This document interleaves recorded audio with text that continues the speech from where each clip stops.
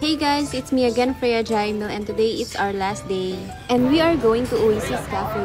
So, very short trip lang to. Tinry ko pala tong Vietnamese iced coffee nila. And after that, nag-shopping and kumain na kami ng pho. So guys, meron pala silang dalawang branch dito, magkatabi lang. Dahil sira yung aircon, dito kami pinapunta sa isa. Sobrang sarap ng pho nila dito guys, hindi ko ma-explain. Pero ito kasi yung go-to food ko, lalo na kapag umuulan or may sakit ako. Naman guys, simot. Ito, sabaw na. Sana pala sa'yo yung sabaw ko, no? Tas sa akin yung noodles. Hi guys! So, pabalik na kami ng Philippines and super nag-enjoy kami dito sa Ho Chi Minh. Feel ko babalik talaga anytime soon. Siguro mga next year, safest.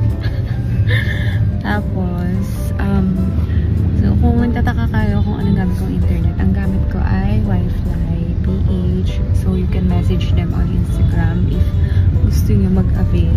For me kasi mas convenient ang gumamit ng pocket wifi kaysa sa eSIM dahil mas madalas siya magpainit ng phone.